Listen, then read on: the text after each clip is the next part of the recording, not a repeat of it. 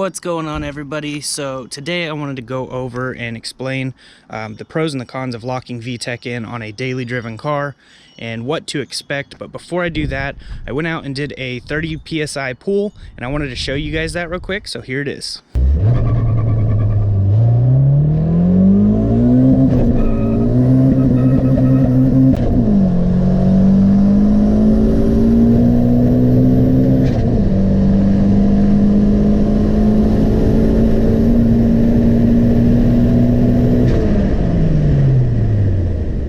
As you can see, it definitely pulled pretty hard, and for proof it's at 30 psi. You can see right there where it says map, that's 30 psi. Intake temps were great at 84 degrees. We're only at 58% duty cycle on these injectors, so we have way more injector left over. Here is how I know it's at 134 miles an hour. The vehicle speed sensor recorded 134 on that pull. So it's definitely doing really good. I'm really liking how it feels. One of the cons to doing the VTEC locker is you will decrease your fuel economy a little bit, and that can be fixed with proper tuning, but it will never be exactly like stock. The second con would be that you wear out your rocker and valve train assembly a little bit quicker. Now, it's not dramatic or anything like that, but it does happen over time. But adding some high zinc additive or using some best line and making sure your oil that you're putting in has a high zinc content will help combat that. Another thing that can combat that is this Dimple drain pan bolt. This is a super strong neodymium magnet. I'll leave a link in the description for this exact one that I bought. It's super powerful, and it can pick up tools that are really heavy and stuff like that. So I've tested it out, works really good. This will catch metal shavings and fine particulates and make sure they don't get recirculated. But most definitely running a thicker oil like 10W40, 15W40, 20W50 and a high zinc content will help big time with the wear. Now that we got those two cons out of the way, the third con would be drivability. If you're stock, I don't know how it would drive, but I know that without my tune, it did kind of buck a little bit, like shake, while you're just kind of trying to keep the RPM steady for daily drivability. But when you put it to the floor, the power was there. Even without a tune, it was really good. But Michael got all that situated, so now drivability is perfectly fine. It idles really cool, as I'm sure you guys heard at the beginning of the video. And yeah, the power's definitely there. Now we're gonna talk about the pros. All right, so now we're gonna talk about the pros, and obviously one of the pros would be more power. Now, this is a stock Y8 cam, so the profile isn't very big compared to, say, like a regrind race cam, which would obviously wear your valve train out faster. But this cam does have a bigger lobe than the low side. So with it locked in the way it is, you're able to take advantage of more RPM range, which increases your power throughout the entire power band. It also helped my turbo spool up, so there's a pro too. Another pro would be that you don't have to go out and buy a race cam. You're utilizing factory things, and you're able to get your RPM range to pull harder in the low end and top end. So that's good, and it helps spool your turbo, which is really good if you have a turbo. Now, on the naturally aspirated setup, you also get that awesome sound of VTEC as soon as you step on it. You don't have to wait for a crossover.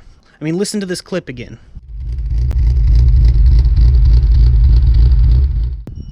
Doesn't it just sound awesome? I mean, it sounds like it has a super massive cam in it, and it is just a stock Y8 cam in a Y7 head, which everyone did say could not be done. As you can see, I did pull it off. If you didn't watch the video of me locking VTEC in, definitely give that a view. The link will be in the description. So we did have some pros and we did have some cons, but the pros definitely outweigh the cons in my opinion. A lot of other people, professionals, will tell you do not run VTEC locked in on a daily driver. The choice is ultimately yours in the end. If you are okay with a little bit of extra wear, then do it. I did it, and I'm going to keep it this way. I'm not telling you you have to do it, but I'm just giving you some information. Definitely do some more research. Go to Google, do your research on locking VTEC in if you really want to dig deeper into it. If you came here from Google, then I mean, I guess that works. But definitely one of the things I like to do is the Dimple magnet drain pan bolt. They definitely work really good, and I want to give a shout out to SI RICKO for the recommendation. He uses them on all of his builds. If you haven't checked out Honda Bay's or SI RICKO's YouTube channel, I'll put a link in the description for Honda Bay's Instagram, and SI RICKO's YouTube page. So definitely go give him a view. Huge shout out to him for recommending the Dimple. I just used the cheap ones off eBay, but this one's way stronger than those cheap ones. This one's about 20-30 bucks. So it's worth every penny though, because it can save your engine. Yeah, the car's running really good, as you can see through the video, that it pulls really hard, and I'm just really happy with how it's turning out, and all the support that you guys have been giving, hitting the like button and dropping comments has really helped a lot as well. I want to give a shout out to Sinformant for making me this awesome blow-off valve. It has an eagle on it. He custom made this just like he did my Texas Honda channel shift knob, and it makes it like an eagle screech. So I'm going to try to get this on a tripod and see if I can get it to blow off while hitting launch control or something, so you can hear how it sounds.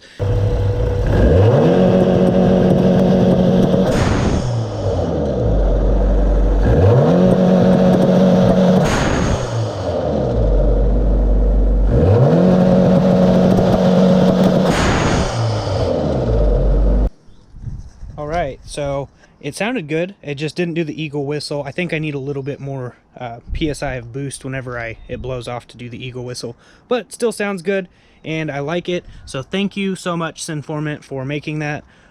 Really appreciate it. But I will leave my address for my PO box in the description if anyone else has fan mail or stuff like that they want to send. They can get a shout out for sending it. Really appreciate it. But yeah, that's basically it for the pros and cons of this build, of the vtec being locked in. But the choice is ultimately yours in the end, and make sure to do plenty of research before you do it. And yeah, I'm sure there's better methods out there, but the one that I showed you is the one that worked for me, so figured I'd show you guys that.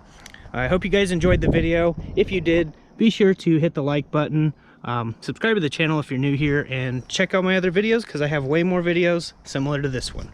So I'll see you guys in the next one. But till then, God bless, stay safe, and stay awesome. See you in the next one.